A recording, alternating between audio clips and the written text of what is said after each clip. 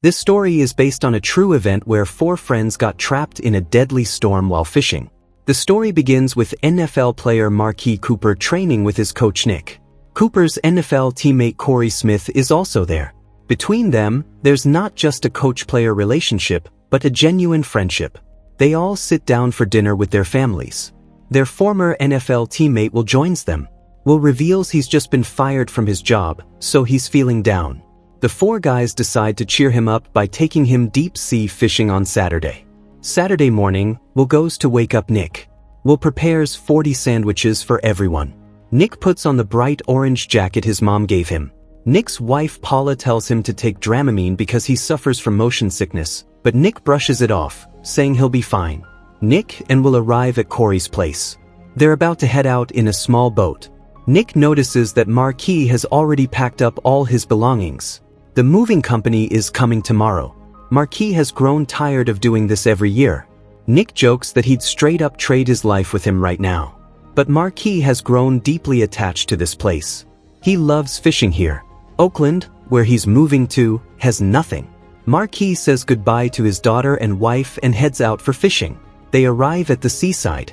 Marquis mentions that a storm is heading their way, but they'll be back before it arrives. They seal their phones in plastic bags. A few miles out, they won't have service anyway. Will asks if they have a radio. Marquis confirms they do.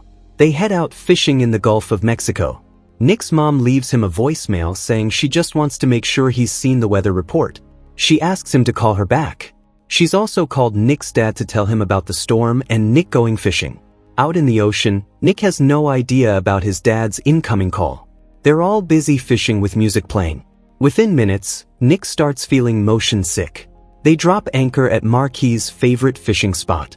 They start fishing and talking, but the weather begins to turn. They need to get out of here right now. Corey starts pulling up the anchor, but it's stuck. The anchor has caught on a shipwreck at the ocean floor. No matter how hard Corey pulls, it won't budge. Everyone grabs the rope and pulls together. All their force is useless. Corey comes up with an idea. He turns on the boat and tries using its power to pull the anchor free. Everyone thinks this will work, but as they're doing this, the boat starts lifting from the front. When a massive wave crashes into them, their boat flips over. All 4 men fall into the water. They swim to the boat and try to flip it back upright. First, they try from different sides. Then all 4 try from the same side. Nothing works. Will says they need to cut the anchor line. It's holding them down. Marquis dives underwater, grabs the anchor line, and brings it up. He starts cutting it with the boat's propeller. Everyone holds onto each other to complete this task. The weather keeps getting worse. Paula watches the weather report and tries calling Nick, but she can only leave a voicemail. After 5 hours of trying, they still can't flip the boat. They accept that the boat isn't going to flip. Inside the boat, there are coolers with food and water. There should also be life jackets inside. They'll need to dive down and get them. Corey tries to go down first. He takes off his t-shirt to swim down easier, which Nick thinks is a bad idea. Corey dives down and retrieves 1 life jacket. There are more down there. Will dives down and brings up another one. There were also flares down there. Marquis dives down and retrieves a flare. Just then, they spot a ship passing nearby. They start screaming and yelling to get its attention. Nick quickly lights the flare. They try showing the flare to the ship, but the ship doesn't notice them. It keeps moving forward. Everyone feels defeated. Nick remembers his backpack. It has everyone's cell phones inside. Meanwhile, Paula tells Nick's mom that they still haven't been able to contact the guys, and I think we should call someone. Nick dives down and retrieves his backpack. He tries calling 911, but this far out at sea, none of their phones have service. And in half an hour, that storm is going to be right over them. On shore, a police officer notices their pickup truck parked by the ocean. He runs the license plate through his system. They alert the Coast Guard. Out on the water, a wave knocks all of them off the boat. They climb back onto it. Marquis is starting to feel cold. Suddenly, they hear the sound of a massive wave approaching. This wave throws them off the boat again. Everyone yells to each other, asking where the boat is. No one can see anything. Corey finds the boat and calls everyone over. But in all the chaos, Will's leg gets cut. He starts bleeding. Coast Guard Captain Timothy Close gets updates from his entire team. He tells them to stay alert. The 4 men have now been lost at sea for 10 hours. Corey tries to keep everyone motivated, but Marquis' condition keeps getting worse. He can barely hear anything. He tells Nick that there's something happening to me. He says if it goes down here, then this is where it's supposed to happen. Marquis is suffering from hypothermia.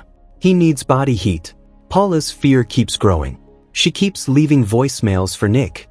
Marquis' wife Rebecca calls her. She's also terrified. She's about to call the Coast Guard next. 20 hours have passed since they've been lost at sea.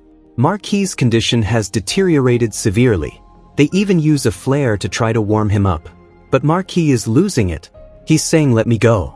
The coastal chief receives word that the 4 men went out to sea. When he learns about their tiny boat, his concern deepens. 4 above-average-size men in a small boat in this giant storm is extremely dangerous.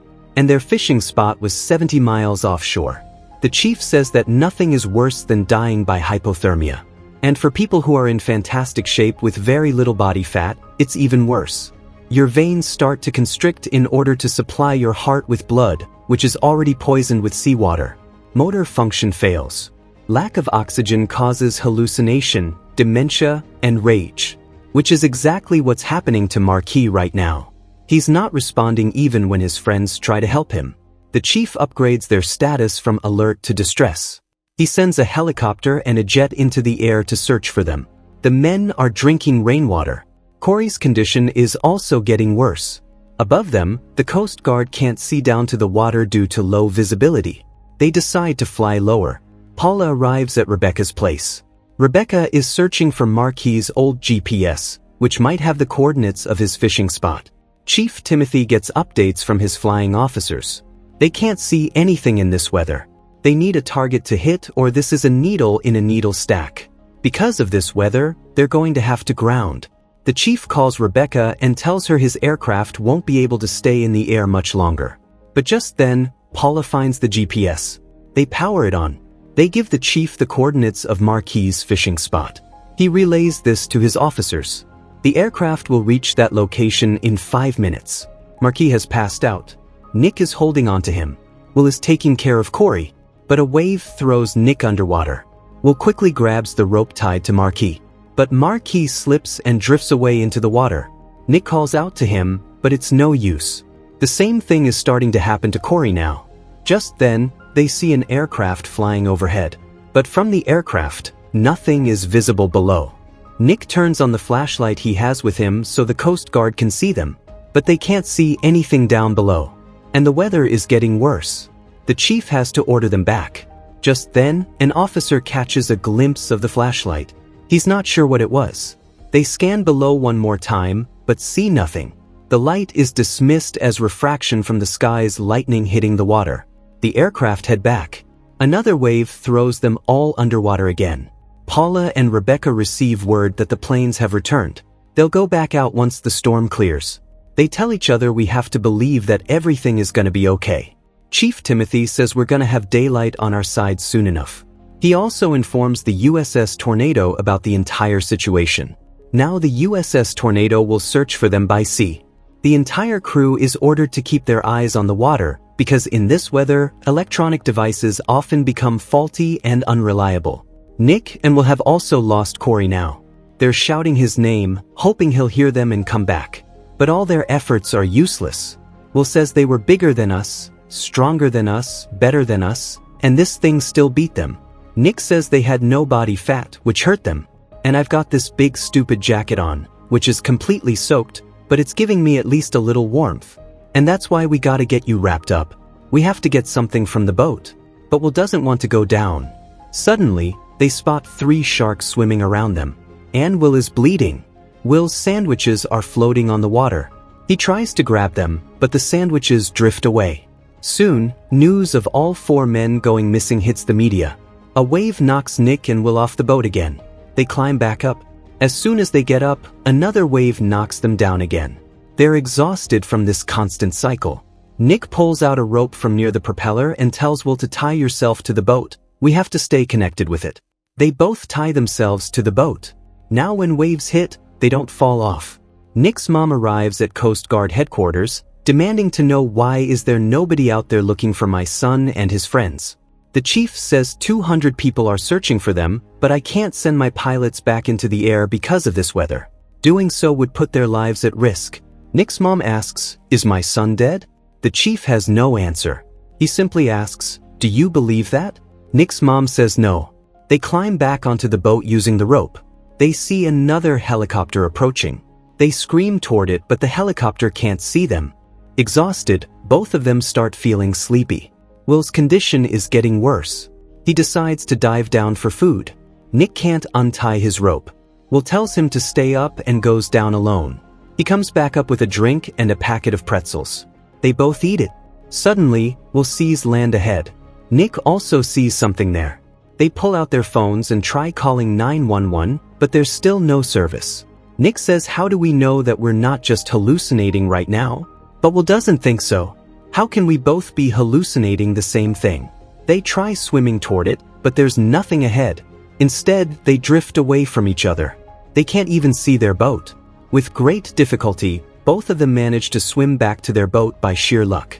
Chief Timothy is getting updates from everyone, but no one is finding anything. It's been 30 hours since they've been lost at sea. Will has gone completely silent. He says, "I'm thinking about what they'll say at my funeral." Will has essentially given up. He keeps muttering that if he'd married his ex, she would have been furious hearing about this trip and he wouldn't have come. Will starts crying while saying all this. He tells Nick, "Can you tell my parents?" Nick says, "You're gonna tell them yourself." But Will starts passing out while repeating, "Tell my mom, tell my mom." He's starting to feel hot like Corey and Marquis. Nick tries to hold on to him, but a wave pushes him away from Nick. Nick pulls the rope and drags him back, but the next wave takes Will with it. Nick is left alone on the boat. He starts sobbing loudly. Both Coast Guard aircraft have gone back, but the chief stops everyone from giving up. He says hope is the strongest thing that we have. On the USS Tornado, the sailors continue searching for a few extra minutes even after being dismissed. Paula leaves Nick a voicemail. She says, "I hope you're okay, but I'm starting to think that I might never see you again and that hurts." Paula goes outside and hugs Nick's mom, crying. Nick's mom says, "I can feel that he's still out there." Nick is holding onto the boat's propeller. He regains consciousness. He sees a ship behind him. He gathers his strength and waves toward it, but no sound comes out of his mouth anymore. He thinks about swimming toward it, but suddenly drops the plan. On the other side, his wife and mom look up at the sky and talk to him. Nick is also thinking about them from out there. He hangs up his bag and quietly sits back on the boat. By the next day, all his friends start coming back to his mind. Their deaths replay in his memory. He starts crying. Nick unties the rope binding him to the boat. He's given up too. But just then, the crew of the USS Tornado spots him. Chief Timothy wastes no time and sends his helicopter there as well. Nick opens his eyes. He sees help arriving. The Coast Guard reaches him and lifts him up. Nick is airlifted. The Coast Guard is overjoyed. As soon as they learn his name, they call and inform his family. The Coast Guard doesn't give up on the other three. They search for them for 3 days, but don't even find their bodies. Only Nick survived this incident. And with that, friends, our story ends right here. Let us know in the comments how you liked this explanation. Don't forget to like the video and subscribe to the channel. We'll meet you in another video just like this one.